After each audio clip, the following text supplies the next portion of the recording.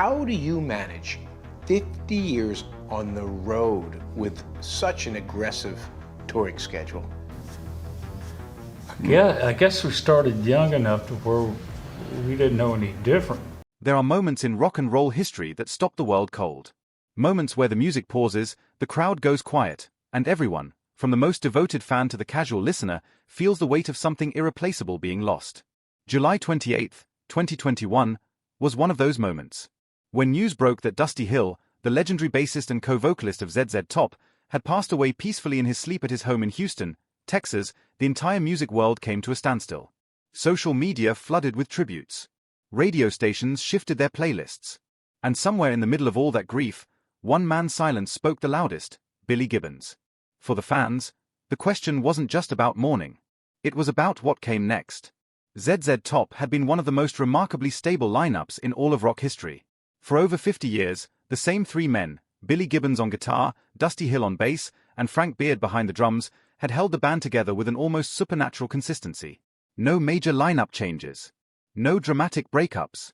Just three guys from Texas making some of the most recognizable rock and blues music the world had ever heard. So when 1/3 of that equation was suddenly gone, people needed to hear from Billy Gibbons. They needed to know how he was processing it, what he was feeling, and most importantly, what would happen to ZZ Top. The silence that followed Dusty's passing was not born out of indifference. Anyone who has lost someone truly close understands that grief doesn't always come with words attached. For Billy Gibbons, the loss of Dusty Hill was not simply the loss of a bandmate. It was the loss of a brother, someone with whom he had shared buses, backstages, green rooms, late-night diners, recording studios, and thousands of stages spanning half a century. When that kind of bond is broken, words can feel inadequate. Sometimes silence is the only honest response. But eventually, Billy Gibbons spoke.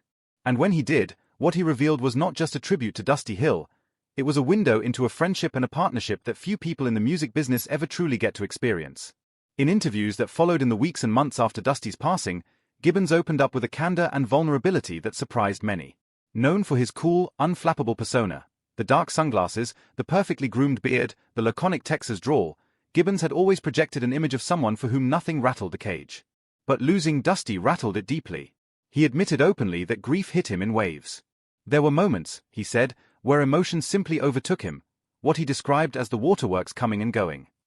For a man who had built an entire career on being the picture of effortless cool, that admission was striking. It was human. It was real. What made Gibbons's eventual public comments so powerful was the specific detail he brought to his memories of Dusty's final days. He recalled that during the band's rehearsals ahead of what was supposed to be a full tour, Dusty had shown up committed and focused. There were no obvious signs of imminent catastrophe. Yes, Dusty had been dealing with a range of physical ailments, chronic bursitis, a painful hip condition, a troubled shoulder, and ulcers that had been causing him ongoing discomfort. But Dusty Hill was not the kind of man who made a fuss about pain. He was tough in the old-fashioned sense of the word. He showed up. He played. He got the job done. Gibbons described noticing something was off during one of the band's early performances on that tour. He could see it in Dusty's face and feel it in the energy on stage. Something wasn't quite right. Dusty wasn't himself. And after that show, Dusty approached Gibbons with what turned out to be one of his final conversations. He said he wanted to take a moment, step away briefly, and see a doctor to figure out what was dragging him down. He spoke about it practically, the way Dusty always handled things. No drama, no alarm, just a man acknowledging he needed to get something sorted. He returned to Houston. He scheduled the appointment. And that night, he went to sleep and never woke up. It was totally unexpected, Gibbons said, and the pain behind those simple words was palpable. There had been no final dramatic moment. No prolonged goodbye. Just the kind of quiet, peaceful ending that feels almost surreal in the context of a life lived so loudly and colorfully. Gibbons reflected that it was off to dreamland and beyond, a phrase that carried both sorrow and a kind of gentle acceptance. Dusty Hill had always been a quiet, understated presence. Even in leaving, he did it without a fuss. To understand what Dusty Hill's death meant to Billy Gibbons, you have to understand what their relationship was built on. This wasn't a professional partnership that had grown into friendship over time. This was something that started in the late 1960s in the raw, unpolished music scene of Texas, when three young men with enormous ambition and very little guarantee of success decided to throw everything they had into building something together. The early years of ZZ Top were not glamorous. They played small venues, drove long distances for modest pay, and ground it out on the road the way every serious band had to in that era. Gibbons had come from a musical family in Houston, shaped early by the blues sounds of B.B. King and Muddy Waters, inspired by the raw power of electric guitar. He had tasted a brief moment of recognition when his earlier band opened for Jimi Hendrix and received the young guitarist's public praise, but sustained national success remained elusive until ZZ Top started gaining real traction. Dusty Hill, meanwhile, had grown up in Dallas playing in local blues bands alongside his brother Rocky, eventually finding his way to drummer Frank Beard and the formation of what would become the nucleus of ZZ Top. When these three men came together, something clicked that went beyond music theory or shared taste. They had chemistry. They had a shared vision of what they wanted to do: blend blues with boogie rock, wrap it in Texas swagger, and take it to the world. And they had a commitment to each other that outlasted trends, industry pressures, changing musical landscapes, and the countless temptations and tensions that have broken up nearly every other major rock band in history. For more than 50 years, that commitment held. That is genuinely extraordinary. The music business is brutal on relationships. Egos, money, creative differences, exhaustion, any of these things can tear a band apart.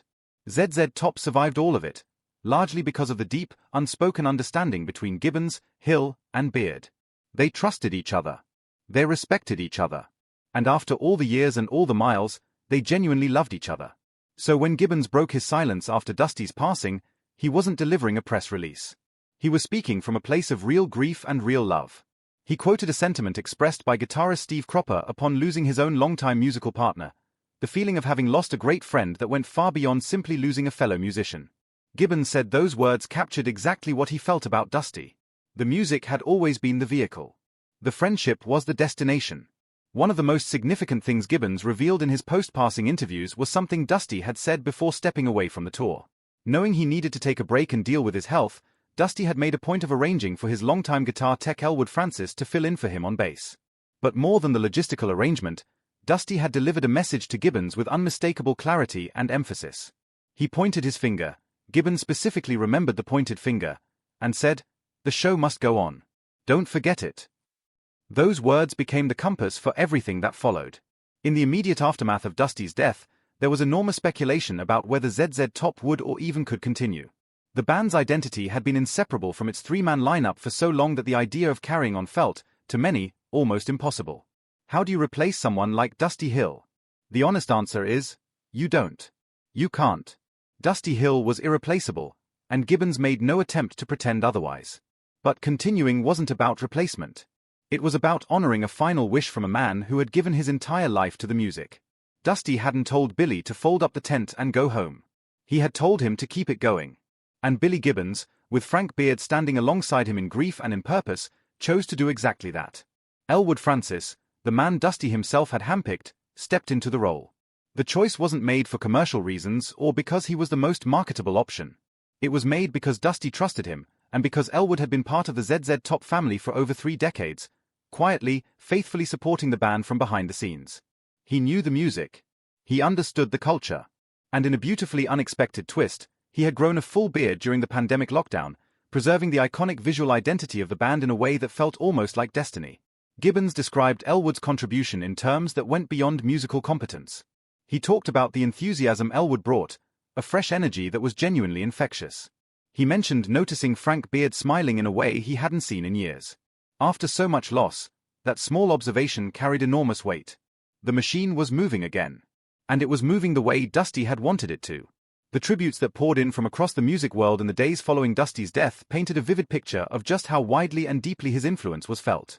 Fellow rock legends expressed their sorrow in personal terms that went beyond simple professional admiration. Ozzy Osbourne spoke of always enjoying Dusty's company. Slash of Guns N' Roses praised the unmistakable quality of Dusty's tone, style, and stage presence. Paul Stanley of Kiss described Dusty as a gentleman and a true original, calling his groove the very glue of ZZ Top. Flea of the Red Hot Chili Peppers, himself one of the most celebrated bassists in rock history, described Dusty as one of the first bass players he had ever admired, a man who made the bottom end move like thunder. That last tribute carries particular significance. For a bassist of Flea's stature to point back to Dusty Hill as a formative influence speaks to something important about the depth and originality of Dusty's playing. He wasn't flashy. He wasn't the kind of bassist who played to impress other musicians with technical pyrotechnics. He played to serve the song, to lock in with the drums and provide the kind of rock-solid foundation that made everything else possible. That is, in many ways, the highest calling for a bass player, and Dusty answered that calling better than almost anyone in rock history.